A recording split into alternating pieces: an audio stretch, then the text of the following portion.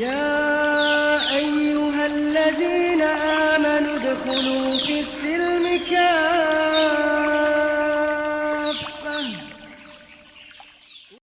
Nabi Shallallahu Alaihi Wasallam suatu ketika menyatakan ada 3 orang di antara Bani Israel yang diuji oleh Allah dengan sakit. Yang pertama, sakit sopak yang mengakibatkan kulitnya rusak, belang, sehingga orang-orang jijik dengannya, orang menghindar darinya. Yang kedua, diuji dengan kepalanya botak, entah macam apa botaknya sehingga orang juga jijik. Kalau botaknya licin bersih kayak tomat, profesor itu banyak temannya, ya kan? Tapi ini orang menghindar darinya. Pokoknya penyakitan juga lah. Dan yang ketiga, ada orang yang diuji dengan buta, sehingga dia tidak bisa melihat indahnya dunia. Mungkin dia dengar suara, dia bisa mengenali orang dengan suara seperti apa wajahnya. Mungkin istrinya sendiri dia tidak tahu kalau dia sudah kawin, istrinya dia tidak tahu wajahnya karena buta. Nah, 3-tiganya ini diutus malaikat kepada mereka. Kepada yang berpenyakit sopak, ya, malaikat bertanya. Kalau malaikat datang kepada seseorang, pasti dia menyerupai orang. Gak mungkin dia bersayap, gak mungkin seperti wujud aslinya. Ya, bertanyalah kepada laki-laki yang pertama yang kulitnya rusak itu. Fulan, kalau kamu punya keinginan dikabulkan apa yang kau inginkan? Saya ingin kulit saya bagus, tidak belang seperti ini, dengan warna yang bersih. Lalu disentuh oleh malaikat, diusap. Artinya kalau kita sakit, mudah bagi Allah untuk menyembuhkan. Disentuh oleh malaikat, mulus, bersih, ya, jelas tanpa perawatan kalau Allah menghendaki. Kun fayakun. Tapi hati-hati, ada juga yang pakai kata kun fayakun. Itu ucapan Allah itu. Bukan ucapan kita. Kata Allah, jadilah, maka jadilah dia. Jadi kalau yang dimaksud kun fayakun itu jadi mantra, sehingga apa yang diinginkan bisa terjadi, ini hati-hati ini. Apalagi kata jinnya itu di belakang bapak itu siapa? Dia sebut, dia rupanya pasukannya jin juga. Jadi hati-hati. Daripada bawa ke orang-orang begitu, lebih baik kita ruqyah sendiri. Ini hati-hati ibu-ibu, ini kadang-kadang labelnya kiai, labelnya ustadz, tapi minta tolong sama jin. Nah, pakai kun fayakun tadi. Kita minta saja kepada Allah. Allah mau menyembuhkan mudah. Si belang tadi sembuh. Kemudian kamu kalau dikasih rezeki mintanya apa? Aku pengen unta atau sapi. Ini perawi hadisnya lupa, mintanya unta atau sapi. Tapi dikasihlah dia unta bunting, dan unta ini berkembang biak menjadi harta yang banyak. Begitu juga yang kedua. Botak. Nah, tentu nggak begitu ya Bu ya. Kira-kira begitu. Kalau kamu doanya dikabulkan, pengennya minta apa? Ini bahasanya bahasa saya nih Bu ya. Saya pengen rambutnya tumbuh dengan baik dan saya tidak dihindari oleh orang dalam pergaulan. Disentuh malaikat sembuh. Ya, istilah disentuh itu bagaimana? Mungkin ada prosesnya. Ya. Mungkin sentuhan itu menggerakkan hati, lalu dia berikhtiar ketemu obat yang cocok, dia keramas tersembuh. Ya. Nah, sudah sembuh, kamu kalau dikasih rezeki pengennya apa? Saya pengen sapi yang banyak, saya pengen jadi peternak. Mungkin dulu harta yang favorit itu adalah kebun dan ternak. Belum ada perusahaan, belum ada ya pabrik motor, belum ada pabrik air mineral, belum ada bisnis-bisnis yang populer lainnya. Maka perumpamaan dalam Al-Quran itu banyak kebun yang luas, ternak yang banyak. Tapi intinya harta. Kalau kamu dikasih harta, pengennya apa? Pengen sapi yang banyak, sapinya banyak. Mungkin waktunya juga panjang, bertahun-tahun. Dan ketiga juga begitu. Intinya ketiga-tiga orang tadi disembuhkan, bukan hanya sembuh dari sakit, tapi menjadi orang yang sukses. Ya. Tapi ingat, setiap orang pasti akan diuji oleh Allah. Malaikat datang. Ya, mungkin kita ini juga pernah kedatangan malaikat, tapi kita nggak tahu karena datangnya wujudnya persis orang. Ya, Hati-hati kalau ada orang datang minta bantuan dan kita terhenyuh hatinya, cuman rasa bakhil kita, "Oi, saya habis gajian tapi kan yang mau dibeli banyak juga." Lalu apa dalam hatinya? Ini orang minta ini. Saya dapat usaha dari 1 ekor menjadi banyak ini, makan waktu, makan tenaga dan sebagainya. Saya masih banyak keperluan, mohon maaf. Enak betul itu. "Pak, Bapak ini kan hartanya banyak. Sebanyak juga hasil usaha, hasil ini itu." Loh, saya perasaan saya ingat Bapak ini dulu. Bapak ini dulu kulitnya rusak. Ya. Bapak ini kulitnya rusak.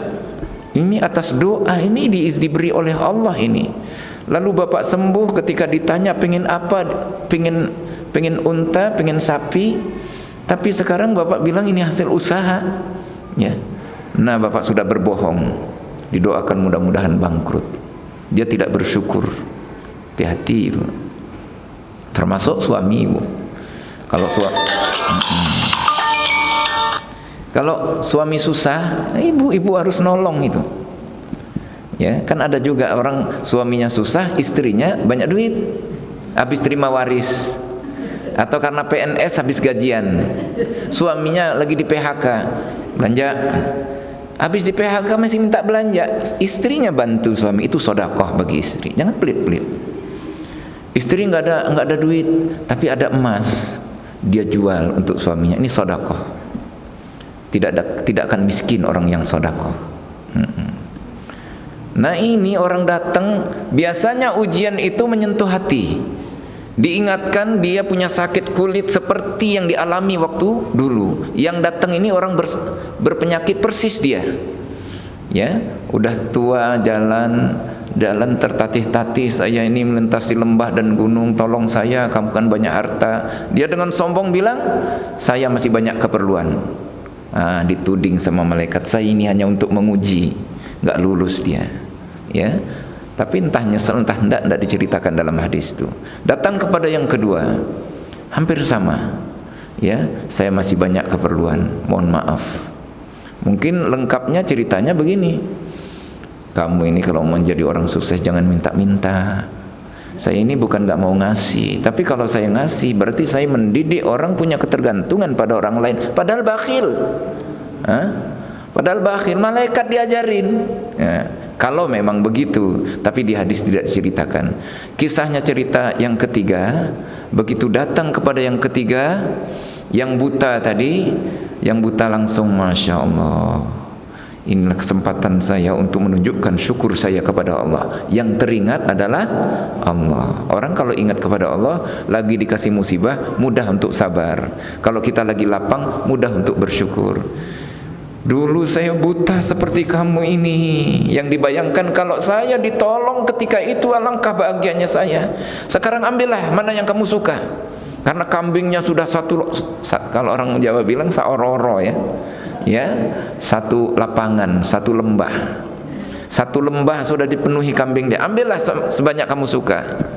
"Enggak, saya enggak perlu kambing. Saya enggak perlu hartamu." "Ngapain minta?" "Saya hanya datang untuk menguji apakah engkau bersyukur atau tidak. Mudah-mudahan Allah memberkahi."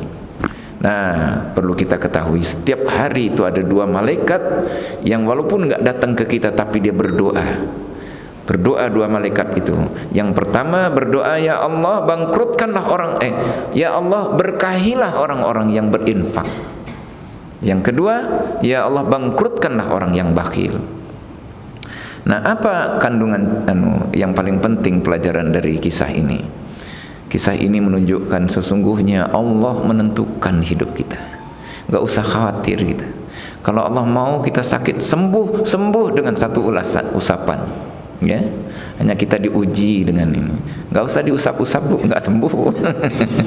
Kalau kita yang usap gak sembuh. Tapi dengan doa kepada Allah Subhanahu wa ta'ala. Ya. Kemudian kalau kita meminta kepada Allah dengan keyakinan, Allah itu berjanji, "Ud'uni astajib lakum." Mintalah kepadaku akan kukabulkan. Hanya syarat-syarat minta saja belum terpenuhi barangkali. Kita kurang dekat dengan Allah. Mau minta dekat-dekat dulu sama Allah. Itu Rasul mengajarkan sebelum minta hujan, sekadar minta hujan aja, itu mendekat dengan puasa. Jadi kalau orang dekat kepada Allah, permintaannya dikabulkan oleh Allah. Kemudian juga dengan keyakinan, yakin Allah itu akan kabulkan gitu. Kayaknya nggak bakal terkabul, ini gede bener sih utang saya. Dia ngecilkan arti Allah. Kalau kayaknya nggak kelihatan lagi jalan mau ini, ya. Saya miskin begini, masa mau doa mau ke Mekah, dari mana rezeki, siapa yang mau ngasih duit? Akhirnya malas dia berdoa, atau berdoa juga nggak setengah hati. Jangan kecilkan Allah, mudah bagi Allah itu. Mau berangkatkan haji satu keluarga, gampang, minta dan tunjukkan ikhtiar kita. Ya, jadi kalau kita berdoa, berikhtiar, kita takarrub kepada Allah, peluang terkabulnya doa kita besar. Ya, karena apa? Karena Allah berjanji, ud'uni astajib lakum, minta padaku akan kukabulkan untukmu. Kemudian dari hadis ini juga biasanya ujian itu ya akan datang kepada kita di saat kita diuji itu, kita sebenarnya kita tahu bahwa itu kita harus melakukan kebaikan. Ketika tidak kita lakukan, maka berarti tidak lulus dengan ujian itu. Begitu juga kesalahan, dosa. Ada yang ngiming-ngimingi uang tapi harus tanda tangan, tidak prosedural. Ada di tempat yang basah, kita punya peluang. Nah, kita biasanya kalau ini ujian kita dibuat sadar, iya dalam pengajian sudah dibahas ini haram. Tapi nanti tobatlah. Ini nanti ya. Biasanya ujian itu menyadarkan kita, baik buruknya kita tahu, ya. Seperti yang Allah datangkan tadi, si buta itu diingatkan dengan butanya, bagaimana perasaan orang buta kalau ditolong. Dia ingat, ya, dan dia manfaatkan kesadarannya tadi. Tapi si belang dan si gundul tadi tidak, ya, tidak bersyukur kepada Allah, maka Allah, ya, mencabut berkahnya. Mudah-mudahan kita termasuk orang yang bersyukur seperti yang dicontohkan di antara 3 orang itu. Nikmat apapun yang Allah berikan kepada kita, kita gunakan di jalan yang Allah ridhoi, dan senantiasa kita menjaga hubungan baik dengan Allah. Tidak ada yang lebih besar kerugian seorang kecuali kehilangan iman, kehilangan atau rusaknya hubungan baik dengan Allah Subhanahu wa taala. Dan mudah-mudahan juga Allah memberikan ilmu kepada kita untuk tetap menjaga apa yang telah Allah berikan kepada kita, sehingga Allah berikan kepada kita istiqamah. Baik, kalau ada pertanyaan silakan.